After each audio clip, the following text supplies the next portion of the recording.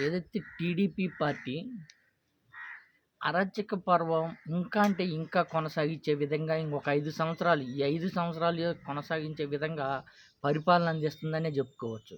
గతంలో ఏదో ఈ టీడీపీ పార్టీ గెలిచిన 15 రోజులకే ఎంత విధ్వంసం సృష్టించిందంటే విధ్వంసం సృష్టించిందని చెప్పుకోవచ్చు.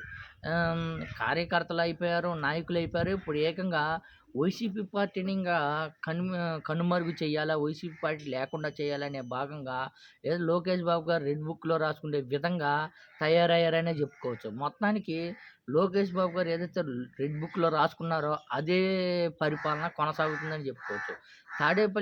తాడేపల్లిగూడెంలో ఏదైతే వైఎస్ఆర్ పార్టీ కేంద్ర కార్యాలయాన్ని కూల్చివేయడం అక్రమం అంటే అక్రమం అనే చెప్పుకోవచ్చు. ఎందుకంటే అక్రమం అంటున్నానంటే ఏదైతే కోర్టును బేఖాతరు చేసి కోర్టు చెప్పిన మాట లెక్క చేయకుండా అక్రమంగా కూల్చేయడం అనేది చాలా అంటే చాలా దారుణం అనే చెప్పుకోవచ్చు. ఏదైతే ఈరోజు తెల్లవారుజామున 5 గంటలకే మొత్తం ఒక 7 కొక్లేర్లు పోయి మొత్తం పోలీస్ బందోబస్తుతో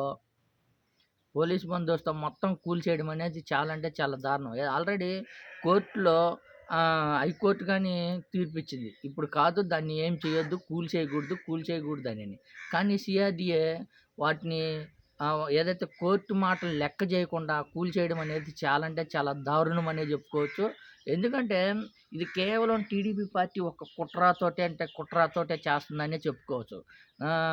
గతంలో ఏదైతే వైసీపీ పార్టీ బాబు గారు చే బాబు గారు కట్టించిన సచివాలయం కూల్చేయడం, దానికి నిదర్శనంగా ఇప్పుడు వైసీపీ పార్టీ కేంద్ర కార్యాలయాన్ని కూల్చేయడమే నిదర్శనం అనేది చెప్పొస్తుంది. మొత్తానికైతే టీడీపీ పార్టీ లోకేష్ బాబు గారు ఏదైతే రెడ్ బుక్‌లో రాసిన అంశాలని పరిపాలన అంటే పరిపాలన చేస్తుందని చెప్పుకోవచ్చు. మొత్తానికి ఇది దారుణం అంటే దారుణమని ఖండించాల్సిన విషయం. ఎందుకంటే పరిపాలన అందించాల్సింది పోగొట్టి ఈ కూలుడు, దౌర్జన్యాలు మరి అంటే దారుణం అనే చెప్పుకోవచ్చు.